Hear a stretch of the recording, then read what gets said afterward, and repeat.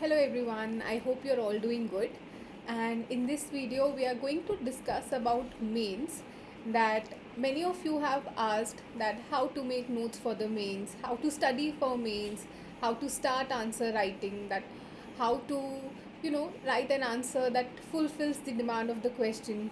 So in this video we are going to discuss very basics of mains कि mains में कैसे notes की ज़रूरत होती है और मेंस में आंसर राइटिंग कैसे करनी होती है. So let's get started. So हम इस वीडियो को we'll divide it into two parts. In first part we'll discuss that how to make notes for the mains and from where to make notes, that how to make notes that would actually help you in the exam. And secondly we'll discuss about how to write answers. In this we'll discuss about some of the answers that some of my students wrote, and we'll see that what were the mistakes that they made and how we can learn something from their answers. So my suggestion is कि whenever you start studying for any topic for mains, rather than approaching any book or any material, your first step should be to have some compilation which has compiled all the questions topic wise for mains. Okay, I can tell you that you can study for mains even from Google. Okay, even if you Google secularism and put ahead of it UPSC and Google it, you'll find so many resources that are available, and you can choose any one of them to make notes. Okay, but I can also tell you one thing, that none of the resource would be enough for you. Why would it not be enough for you is because they'll just give you a brief idea about the topic, but the questions that UPSC asks from those topic are very analytical. Okay, so until and unless you have a good compilation PYQ that has that has compiled for you all the questions that have been asked from a particular topic, it would be difficult to analyze the demand of the questions that they may ask. For example, I want to show you that how I did it. For example, in your society GS1 में आपका society आता है और उसमें सिर्फ topic दिया हुआ है salient features of Indian society, diversity of India. These are the topics that are explicitly mentioned in your syllabus. But now if you do a PYQ analysis, you will understand that in this topic they are asking you not just simple questions that what are the salient features of Indian diversity. They have never asked you such a direct question, or they are not asking you that how is India diverse. They're not asking you such simple questions. They'll ask you analytical questions. So you'll have to prepare your notes such that those questions are getting answered in your exam. For example, let's talk about diversity. Okay, in diversity they have asked you these types of questions. Okay, that if you see at the second question, that in the context of diversity of India, can it be said that regions form cultural units than the states? So these are the type of questions they are asking. Now what your job is that first find a compilation of such PYQs. Okay, this is a compilation that I made for myself.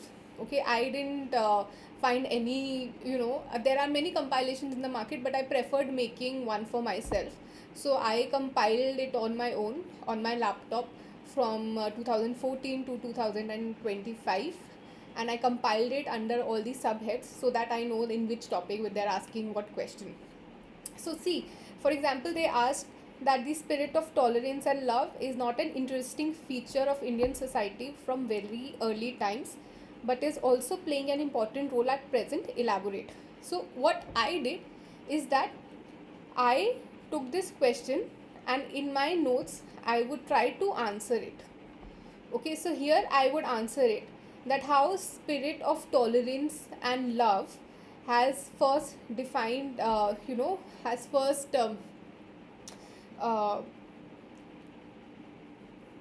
first had a role in early historical times, and that how it is having a role in present day as well. But now you see that the answer that I have written for this is also very crisp. I have not written an answer which is, very lengthy or which is in paragraphs. You just have to write your answers in points, okay? And give examples, like give the keywords and an example to support your answer. Example or data or anything else that you think can support your argument, you must write it in your answer as well, okay? And try to make your answers very multidimensional, okay? You should, especially in society, society is so multidimensional. You can have economic aspect, you can have you know political aspect, you can have technological aspect, so constitutional aspects, all these aspects you must try to diversify your answer in this way, okay? And very briefly, I have written an answer for this question, so that my understanding about the topic is clear, and that if there is a question again from this topic or from any other topic that is similar to this question, I can easily answer that question as well, because I have enough content in my notes now with examples, so that it can be replicated in questions that they might ask again, okay? Similarly, if you look at the paper of GS1, you will not find that caste is explicitly mentioned in the syllabus में कहीं भी caste नहीं लिखा हुआ है GS1 के syllabus में. But अगर आप GS1 का सिलेबस आप क्वेश्चंस उठा के देखेंगे पिछले 10 साल के, तो कास्ट से काफ़ी अच्छे खासे क्वेश्चंस आए हुए हैं, okay? For example, they have asked you 4 questions from the caste system. So इसका मतलब ये है कि ये टॉपिक भी इम्पॉर्टेंट बन जाता है. This makes caste system a very important topic for your GS1 as well. So again, what your job is, whatever questions they have asked you from the caste, you should always have a model answer ready for those questions, okay? And make it very crisp.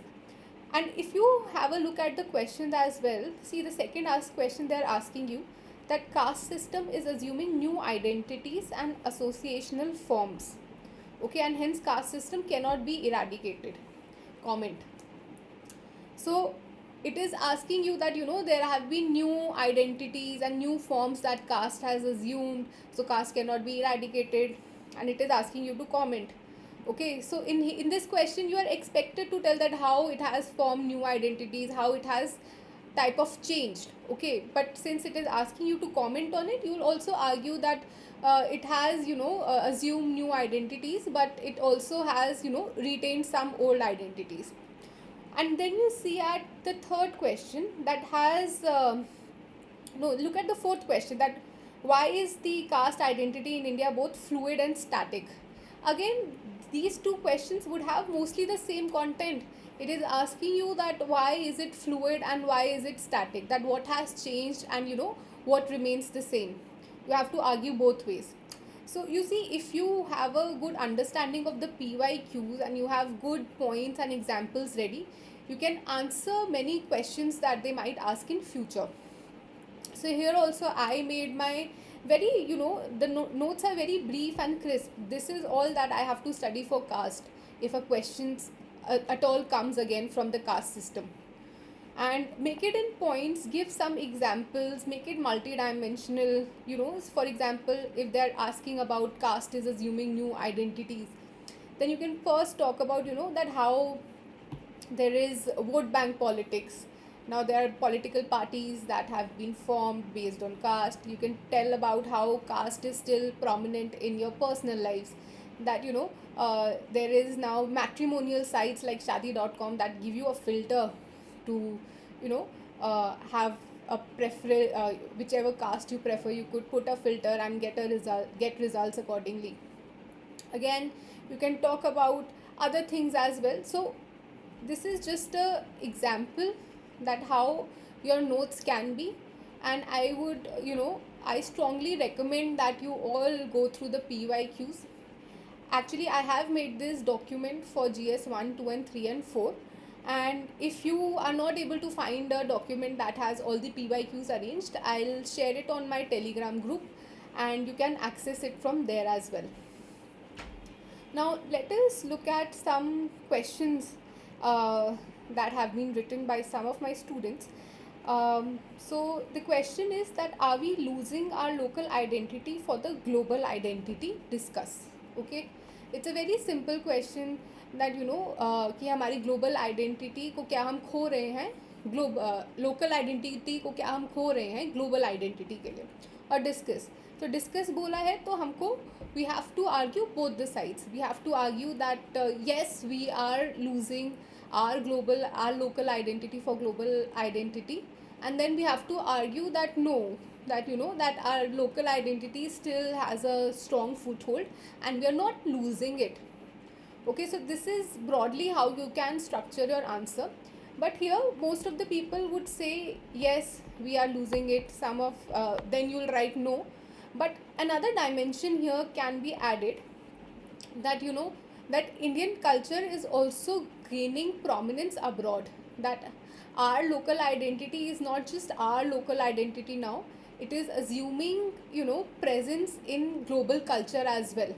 So that is also a point, that a subhead that can be added in such question, so that you can gain an edge or more marks than others. But let us first see that what has been written by some students. So here the student has begun the answer with India's diversity and pluralism characterized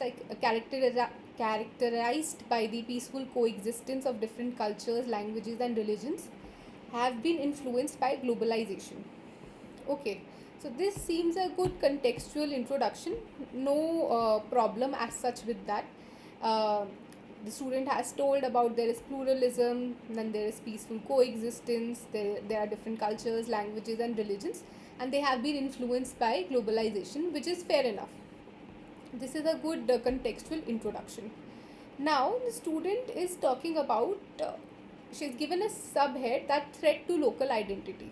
Okay, so first they are talking about that how the uh, global identity is affecting local identity. So she writes that homogenization, that MNC culture have resulted in a central common language, English, and suppressing of regional dialects. Okay, so this seems a good point, that there is MNCs and unse English is being popularized more.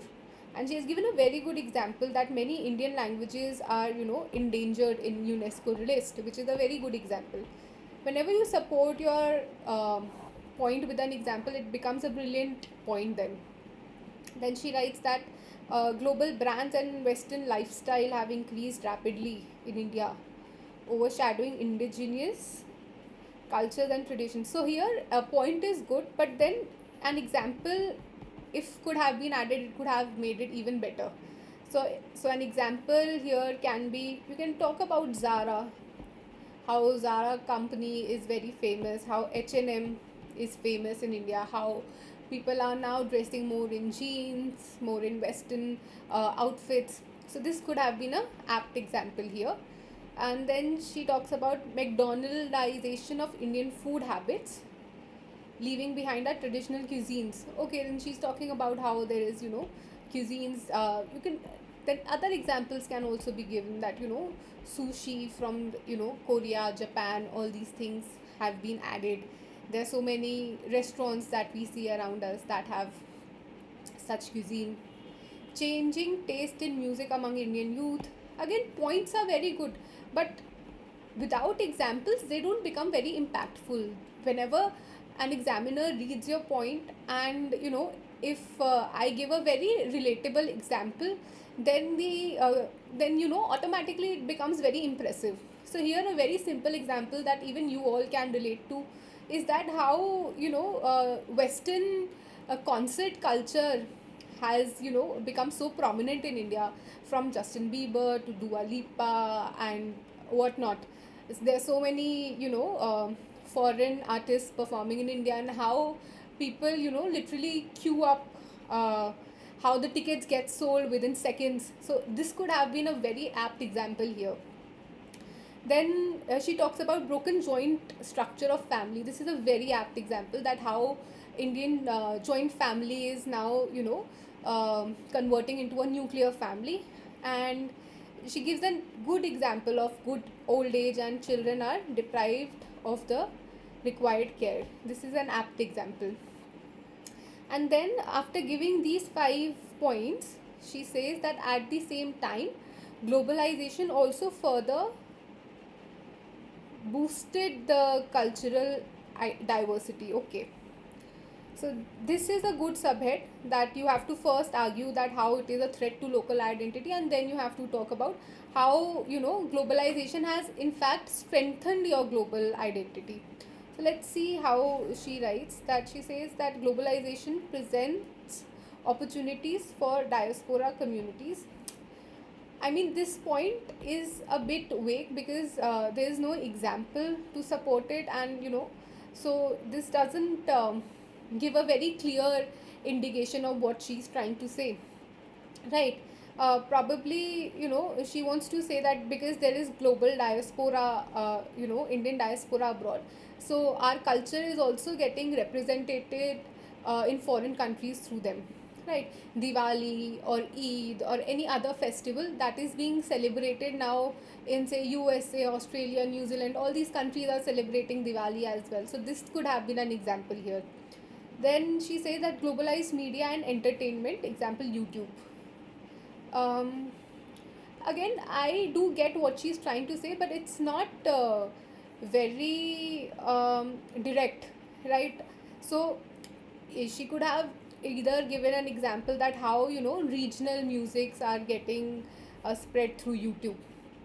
That could have been a apt example here.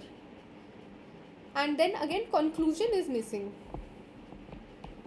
Okay, this gives a very bad impression that, if you do not conclude, even if it is a very simple conclusion, um, writing a not writing a conclusion, I think, doesn't give a very good impression. So overall, it was a moderate answer. It was not too bad, not too good either. Let's see what the other person has written. So he writes, so the question again, let's read the question. It is asking you that are we losing our local identity for the global identity, right? Discuss. And this person, he says that, well said by Anthony Giddens, that globalization is the intensification of social relations. So what he has done, he has given a definition of globalization.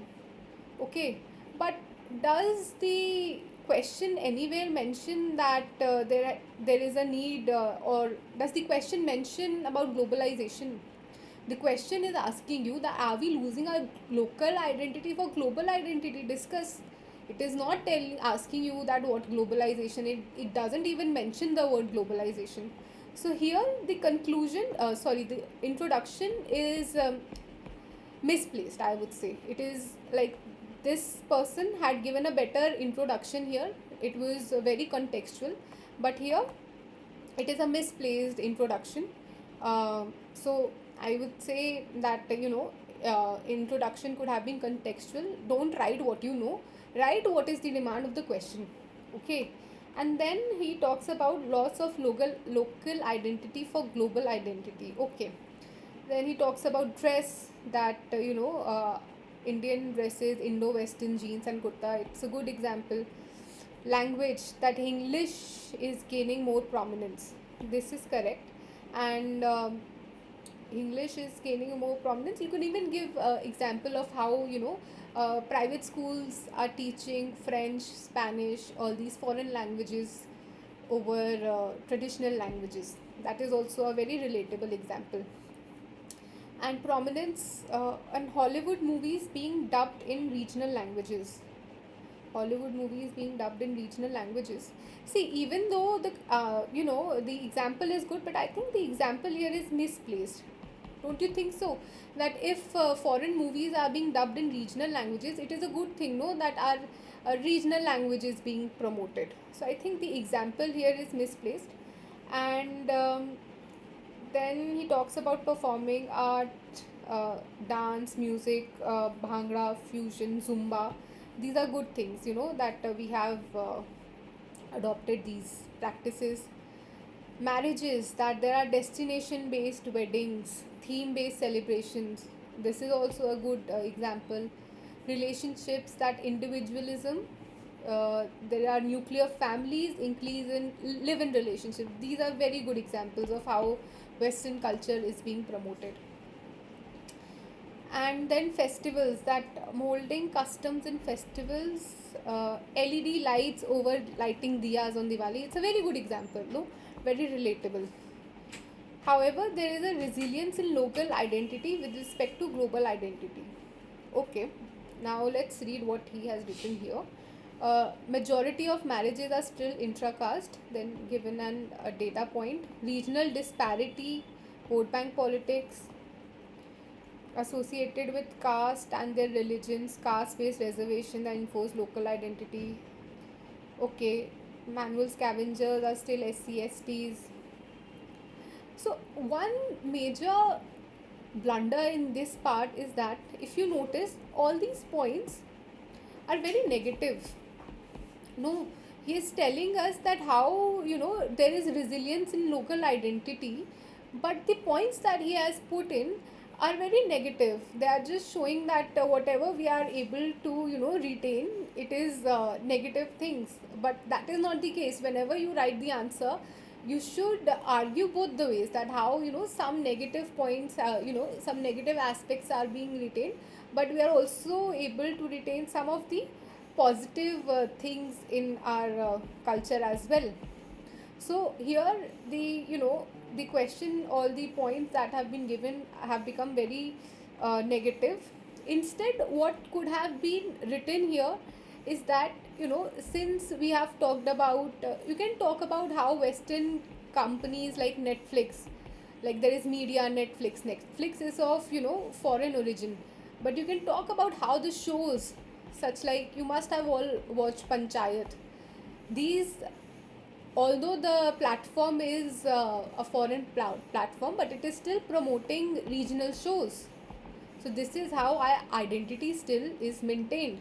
Then you can talk about that how cultural things, or there are Madhubani paintings, and there are different art forms, or Lucknowi kadhai. All these things are in demand in foreign countries as well, again because we have a huge diaspora abroad. Then what else can you think about? You can talk about that how through technology that we have got from the globalized world, we are also promoting e-darshans, right? You can sit at your home and probably have a darshan of some temple. Then even through YouTube you can listen to bhajans and all these things. So you can give such points to prove your point that no, globalization has also retained some of our identity. And then you can also talk about how Indian culture is being promoted abroad. Okay, you can talk about that. It is not just that that Indian culture is being influenced by global identity. Indian culture is also influencing foreign identities. Okay, you can give example of how in the world there is a acceptance of International Day of Yoga. Many foreign countries are now promoting yoga. You can talk about Ayurveda, how Ayurveda is in much demand, especially in Southeast Asia and all over the world. Okay, again, you can give example of music as well. There was a recent music by, Ed Sheeran, and he had collaborated with Indian singer Arijit Singh. The song is called Sapphire. So you can give such examples that it is not just that our culture that is being affected by foreign cultures, but Indian culture is also getting it is also affecting foreign culture. So this aspect could have also been mentioned in this answer. So this is in brief that how you can write answers, how you can start with it. So the crux is that focus more on PYQs, and when you answer PYQs, now you have chat GPT. You can give it a command that give me an answer with example for these questions if you want to solve PYQs, and it will help you a lot. Okay, so this was some of my inputs, and you may join my Telegram group if you require the PYQs that I have arranged. And if there's any other doubt that you think that you have about mains, please feel free to comment on the video, and I'll try to help you out. I hope you like this video, and take care everybody.